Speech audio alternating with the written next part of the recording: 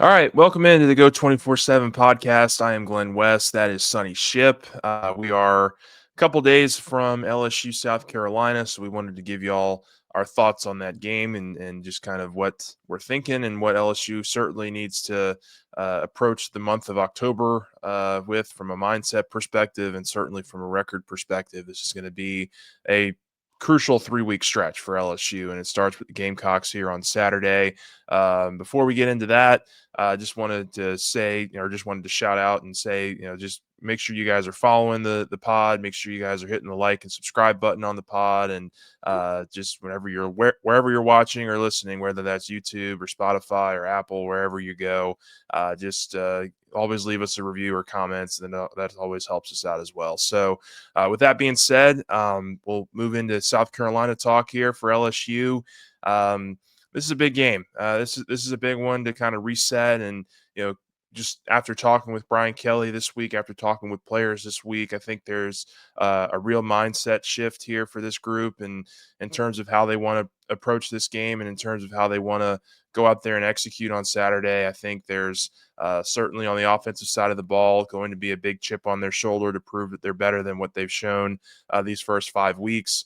Defensively, when you talk about just the matchup perspective here, with what LaNorris Sellers did to this group last year, what that South Carolina team did to LSU's defense from a rushing perspective, you can tell that there's a little bit of a chip on these guys' shoulders as well from a defensive perspective, and showing that they truly are the group that's going to kind of carry this group or carry this team throughout the rest of the regular season. So plenty of storylines here, I guess, to start with, Sonny, but anything you think, what's kind of the big one that kind of sticks out in your mind as we look ahead to Saturday's game? Oh, LSU couldn't ask for they couldn't ask for a better team to come in to have to play coming off of a loss to Ole Miss and then a bye week to get ready to go play at Vanderbilt and Texas A&M at home. I mean, you take one look at you look at the LSU game notes and you go through and you look at the stats and from a deep LSU's defense couldn't ask for a better opponent to come in here to try to flex some muscle on, to try to regain some of that swagger that it had going into the Ole Miss game. I mean, you're talking about a South Carolina offense that is worse than LSU at running the football. Yeah. And that even takes into account having one of the most electric running quarterbacks in the country in LaNorris Sellers. And so for South Carolina to be dead last in the SEC behind LSU in rushing defense, I think that's a flag that goes up and that LSU's defense just looks at and says, okay, we need to chomp on this. The passing offense is not much better. Total offense, you take out the six touchdowns that South Carolina has scored, three on punt return and then three on defense. And it is the lowest output offense in the SEC, too. And Yeah. so when you take all of that and you put that against LSU's defense, and then you flip the script to say, okay, what about the LSU offense against the South Carolina defense? I think that there's a lot of areas that LSU should be able to come out and that they should be able to capitalize on as long as they come out and they play with passion. They come out and they're prepared. They have a game plan that says we don't feel like we should win this game, that this is a toss-up game. Then I think the LSU offense is going to start to find some rhythm, But what jumps out at you, man? I mean, obviously the punt Yeah. returns for touchdowns, that's probably something, and then the turnover margin. But if you look at everything else, I mean, LSU just completely outclassed South Carolina in just about every other statistical category that there is. When you toss that into it, you're playing at home, 6:45 kickoff on Saturday night. I just don't. I don't think. I think if you're putting a recipe together of how let's get LSU on track against an SEC opponent, the only team left on the schedule that would be better, or maybe at a more opportune time, And I don't even think you could say that would be Arkansas because Yeah. now, they've got renewed life playing for Bobby Petrino. Yeah. And so I think when you look at the schedule, it's like, okay, this is exactly who LSU needs to play coming off the bye week and coming off of Ole Miss. Yeah, I think there are a couple things that really stick out to me, and I think really for starters, like just how quickly the script has flipped, I guess, on both of these teams. I mean, I remember coming into the offseason or coming in from the offseason thinking like this was going to be a battle of two heavyweight offenses, LSU and South Two Carolina Heisman Trophy with their two campaigns. quarterbacks. Yeah, they were two of the highly touted quarterbacks coming into this thing this year. And, obviously things have not gone right for either of these quarterbacks or either of these offenses here the first 5 weeks. And so I think when you start and you frame it from that perspective, the fact that we're talking a lot about defense here and that we're going to talk about how, maybe LSU's offense can potentially have some success against South Carolina's defense and what LSU's defense can do for South Carolina's offense. I think from a matchup perspective, what they have to do this weekend, starting defensively, is just stop LaNorris Sellers. I mean, he is their entire offense. They run everything through him. He is absolutely the start and finish of what South Carolina is trying to accomplish offensively. And look, he has not been protected well. I think he has 98 rushing yards. We talked so much about how dynamic he is as a dual threat quarterback. He only has 98 yards rushing this season, and that's because he's got 130 yards in sack yards. So, defenses have been able to get to him. They've been able to pressure him. I think they've allowed 15 or 16 sacks as an offensive line so far this season. Like, they've been one of the more highly pressured offensive lines in the entire SEC here these first 6 weeks, and that's certainly playing a factor, I think, in the lack of effectiveness that LaNorris Sellers has had at quarterback from a running perspective. I do think he's improved as a pocket passer. I think he's improved as a passer down the field. They haven't really stretched out defenses that much. I mean, Nick Harbor's a guy that can go vertical on you, so you got to keep an eye on him. But I think the real matchup here to watch from an LSU defensive perspective is how this front seven communicates and not allowing Sellers to, be creative and kind of make things, because I think one of the strengths of his game is that he's able to make things happen when things break down, and whether that's scrambling with his legs or extending a play and then being able to hit a receiver down the field. He's a very good improviser as a quarterback, and I think that's probably the most dangerous aspect of this South Carolina offense that you just really can't prepare for, is when a quarterback like that is able to improvise so much. So I think it's going to be a big week for Whit Weeks, for Harold Perkins, for for the edge rushers with Pyburn and Payton to kind of contain him in the pocket. The one bit of success that I think Trinidad Chambliss had a couple weeks ago for Ole Miss was that LSU did a pretty good job, I think, containing on the in the first few seconds, but when he was able to kind of get out of the pocket, or when he was able to scramble for big yards and third downs, those were tricky plays for LSU's defense and slowing him down from a running perspective. And I think he finished with around 70 yards or so on the ground for Ole Miss a couple weeks ago, and just extended drives. And I think that's the big thing that LSU's defense really probably wants to try to attack this weekend is, Ole Miss was on the field for a long time of that game. And, they were putting together 14, 15, 16 play drives pretty consistently. I think LSU's defense wants to get back to a position where they're getting the South Carolina offense off the field in 5 or 6 plays and turning it back over to the offense and seeing what they can do. And then from an offensive perspective, I think for me that you can talk about the offensive line, you can talk about the run game as much as you want. I think it comes back to Garrett Nussmeier and his health this weekend. Like, what does he look like with this extra week's rest under his belt? This was always the target date for him in terms of where they felt like they could sit him, rest him, get him healed up, and potentially, kind of be on the other end of whatever has been ailing him with this abdomen strain over the first 5 weeks of the season. So I think this is going to be a huge barometer in that and seeing what he looks like, because this is a South Carolina defense that I think LSU can attack vertically. I think that they can have some success with.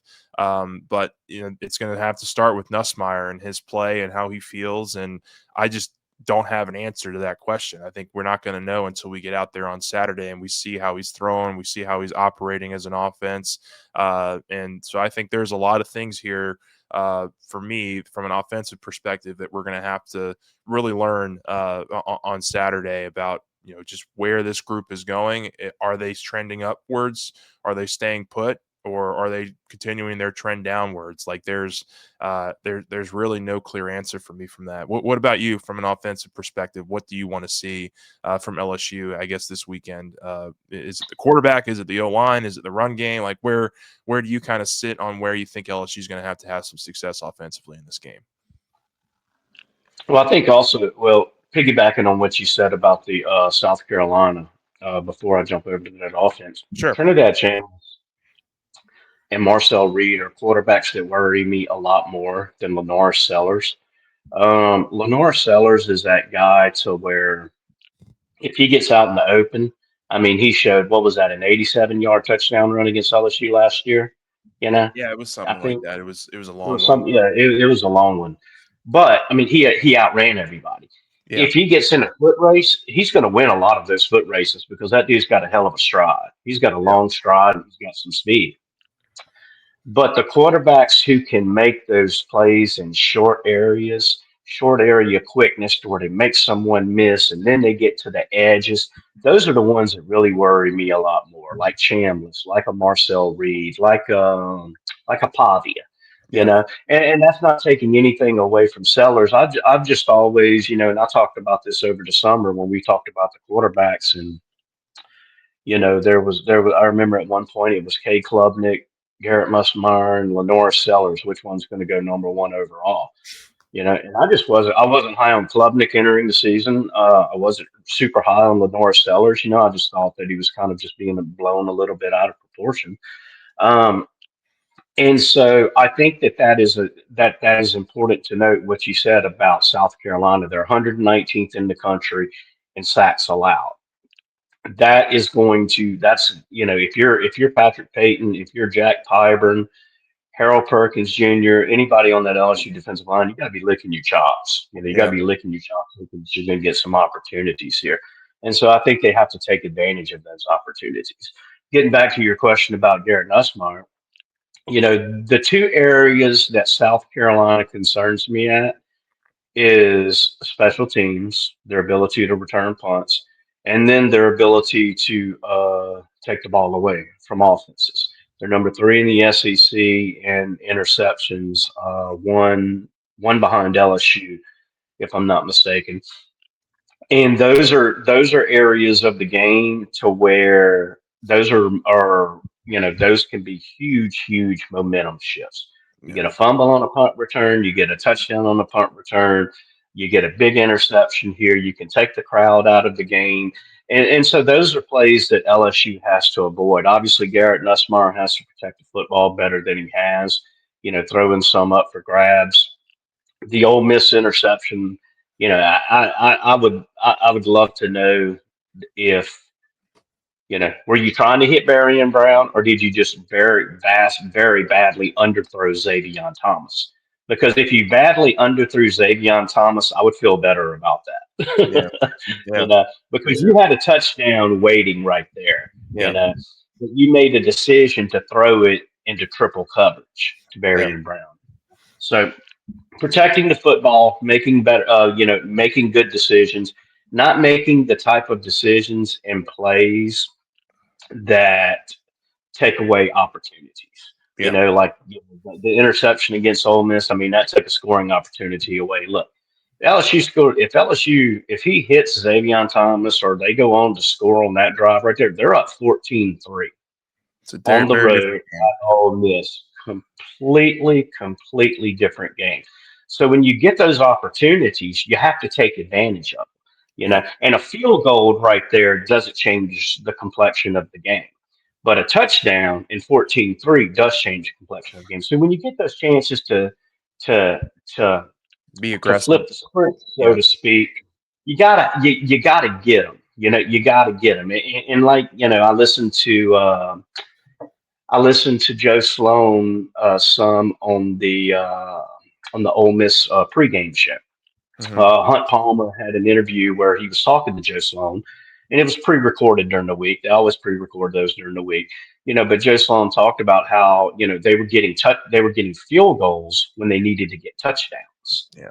and that was something that and so I think that when you get to these plays that can just really change the momentum in the game, you got to be successful at them. You got to be successful at them. You got to hit on some of those plays, because you hit on some of those plays, and some of these games that are barn burners to the end, all of a sudden become games to where now you can start working on things. You can start getting your younger guys some reps. You can start building some depth. And so I really hope that LSU is able to take advantage of opportunities like that on Saturday. It's going to build they can build some cohesion along the offensive line. They can, I don't have any grandiose thoughts that this offense, that LSU is going to finish sixth in the SEC in rushing this year or seventh. I Yeah. think the quest right now is see if you can get in that top 10.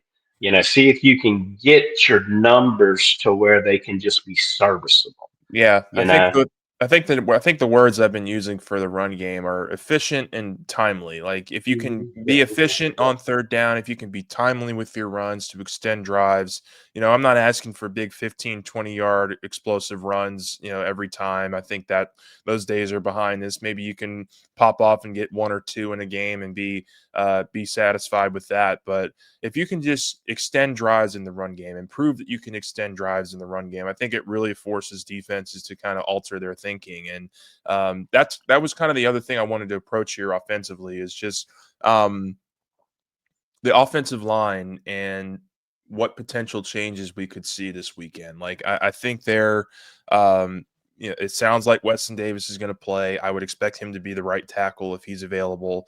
But the one position that does appear to be kind of up for grabs this week at least is left guard. And I have written about this. I've written on our board about this a lot. I would lean into the freshman. I would lean into Carius Kern there. I would give him a shot and see what he's like as a starter on the inside. He's a big 320-pound offensive lineman. He's physical. And the thing that I think probably sets it over the edge for me is just the way that Brian Kelly's talked about him the last few weeks. Like he mentioned that quote last week about how he reminds him a little bit of Emory Jones and how he's maybe not technically there yet or technique sound, but he just goes out there and he knows how to move people. And I think that's what LSU needs more than anything right now on their offensive line. It's just guys that can go move other people and inside. inside in particular. And I think that when you're deciding between him, DJ Chester, and Cohen Eccles, I think upside is there for Carius Kern because it doesn't sound like Paul Mubanga is going to play. He's dealing with a high ankle sprain right now. It suffered in the Ole Miss game. I would probably lean towards him not playing right now. I don't think he's practiced much this week as we sit here on Wednesday and Thursday. So I would probably say, you know, uh, Kern, Chester, and Eccles are the three guys that could potentially be at that left guard spot. And I would certainly choose Kern in that situation and at least give him the start. If it's looking rough in the first half, you can always rotate guys in and out as the game moves along. But I think that he next to Braylon Moore on the inside, those are maybe potentially your two strongest offensive linemen in terms of just being able to move guys, in terms of being able to open up a hole or two. And Kern has some experience playing left guard. Like they had him on the left side of the offensive line for the entirety of spring. And really most of the summer and even into the early part of the fall. It wasn't until they kind of saw that Weston Davis was struggling at right tackle, kind of mid-fall that they were able to, kind of shift gears there and put Kern at that backup right tackle spot to maybe push Weston Davis a little bit more. I don't think Weston Davis is going to lose his spot at right tackle, so I think guard is probably the spot you could potentially see Kern in. And I think that if he gets that opportunity and makes the most of it, LSU should be able to run the ball a little bit more efficiently and get some of those timely runs when they need them most. And so, what are your thoughts on that, and just kind of how they deal with that offensive line and maybe the run game this week? I'm mixed, a little mixed, man. I really think the biggest issue with the LSU's offensive line is the right side. Yeah, Um, I think Josh Thompson has been very underwhelming from a run blocking perspective, and part of me looks at Thompson as the weakest link on that offensive line right now. So part of me says, okay, do we want to try Carius Kern at that right tackle spot to see if we can maybe shore up that side? Or do we want to try to shore up the inside and move Kern to that left guard spot? So I'm kind of torn. Part of me wants to see Kern try that left guard spot. And then part of me wants to see them go back to DJ Chester and try Chester again at that guard yeah, spot and then put Kern at the right tackle spot. So I'm really torn on that. And I'm with you, though. I think that Weston Davis is going to get the start. Um, And from that point, it's just a matter of trying to find, I think they're still struggling to find that right five, you yeah. know, because, when you look at it, This is so we've got the, I'm gonna jump in here real quick. This yeah, is a total hypothetical, but do you think that Josh Thompson would be more serviceable at right tackle than in right guard? Do you think it's a physicality thing on the inside with him, or do you think it's just a lot of different things that are affecting the way that he's playing on that right guard spot? I think the physicality is a part of it. I don't know if him at right tackle would be the answer because if Yeah, you move him to right tackle, then who you going to put at right guard? yeah, I think Solomon Thomas, if Solomon Thomas had not hurt his foot and he had continued to have the spring, the summer, and every like be able to just oh, have yeah, the type of spring, fall camp, and everything the summer that Carrie Stern had yeah, healthy, I think we would potentially be talking about him yeah, as a possibility at one of those guard spots. But I think right now, your biggest thing is that it's like LSU's got 8 offensive linemen. When you toss Cohen Eccles, Mabinga, Kern, the other ones who have started in there, that's like 8 offensive linemen right there yeah, who have gotten a lot of playing time. And I understand like, hey, bringing some guys in, bringing some guys out, and stuff like that. But I think that you can play musical chairs with the offensive line when you have some cohesion, you have some, you have a lot of familiarity where the guys have played a lot of football together and all of those traits and attributes. But I think it's a lot harder when you're still trying to find your best five, yeah. you know, They're still in that mode and for sure. Yeah, you're still in that mode, and you would almost, you hate to say it that, this is what, week 7 yeah. we're on now, Well, in game the in, six, in game we six, count the week bye 7. weeks or whatever, yeah. So they've been, so you've got 6 weeks during the season, and you had a month of fall camp, so you had 10 weeks, and it doesn't seem like they're any closer to figuring out who Yeah. their best 5 offensive linemen are than they were going into the Clemson game. Yeah, that's a good point. I mean, I think from a matchup standpoint, they're going to have a game plan for Dylan Stewart. I think he's one of the better edge rushers in the conference, so they're going to have to be on their P's and Q's there. The dude Um, on the other side too.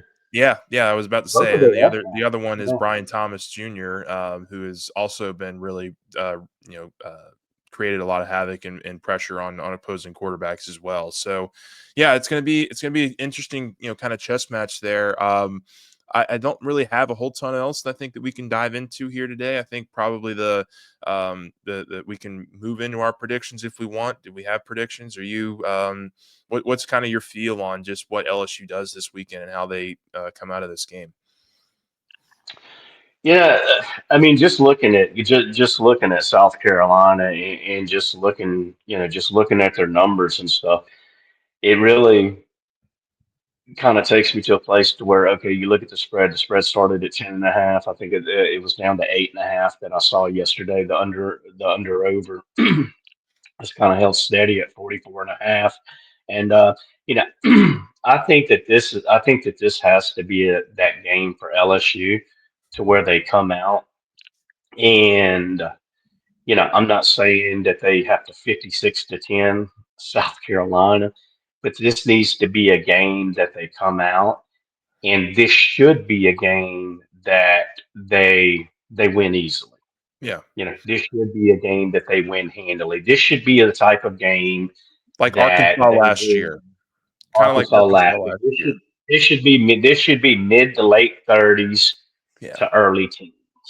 Yeah. You know, but in order to keep it that way, you can't let South Carolina get the special teams or the defensive scores Yeah. that you can't let them play beamer ball. Yeah. You can't let them get those easy scores that just flip the momentum of the game, that gets the crowd out of it, that gets players on the sideline like, oh man, another one. And so, with that said, I'm putting a little more. I'm giving the offensive brain trust maybe a little too much credit in Yeah. thinking that they have figured some things out, and that Nussmeier is a little bit healthier to where we're going to see more closer to a semblance of what we saw last year than what we've seen, so far this year. So I really have an optimistic outlook for this game. If it's not if this is one of those games that if this is like the Florida game, Yeah. if this is like Louisiana Tech, one of those to where LSU wins 23-10, 23 to Like, you just 13. don't feel good uh, about it. Like, yeah. yeah, I think that's one of those games where you're like, oh man, that you're going to hear Brian Kelly after the game. Look, it's never easy to get a win in the SEC. No doubt, dude. No doubt. However, just because you get a Gonna get W harder. doesn't mean, It's only yeah, getting you harder don't from have to here. make it right. You don't have to make it harder on yourself, Yeah. And Yeah. so, I'm just putting a lot of, and then also from the other side of the ball. I mean, South Carolina's offensive numbers are just so bad, and I really think, and from what I've heard, that this LSU defense is angry. They're pissed off. Yeah. They're ready to show that, hey, you're not keeping us on the field for 18 plays. Right. The Yeah. only way that you're going to do this to us is, yeah, if we're on the field for 90 plays. And if And we let you so, do that to us, yeah, like, exactly, exactly. So I've got a lot of optimism. I've got a lot of I've got a lot of faith that LSU is going to come out and that they're just going to really kind of dominate this game. Um, so I mean, if we're talking score, I mean, this should be something like 38-13, 38-16, yeah. something like that in that Yeah. realm for me.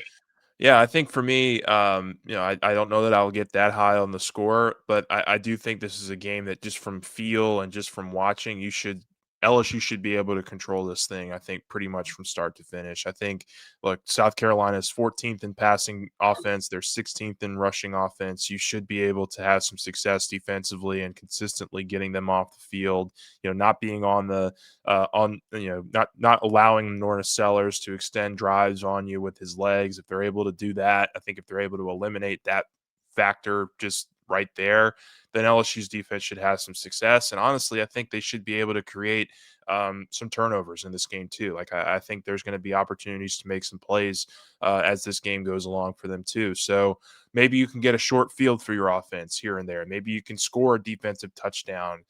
Maybe you can, flip the field a couple times to help your offense as a defense. And so I think it's got to be more.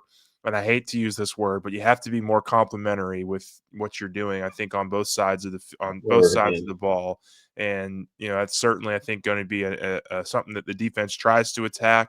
Offensively, I think they can make incremental strides. I don't know that I see, them getting into the, 35, 36 range. I think maybe somewhere in that, 30 range would be okay with me. Somewhere in that 30 to 14, 30 to 17 range is kind of where I'm at right now with this game. But I think the bigger point that I think I want to make as an offense, if you're LSU, is just show that you can move the ball and that you can, have these longer extended drives. I mean, they only had one double digit drive against Ole Miss from a play perspective, and that was one of the worst defenses in the SEC for the first 5 weeks of the season, and they made them look like, 85 Bears or something. Like they were constantly off the field in 3 and 5 plays in that Ole Miss game. I would love to just see some extended drives, even if you don't always finish it off with touchdowns.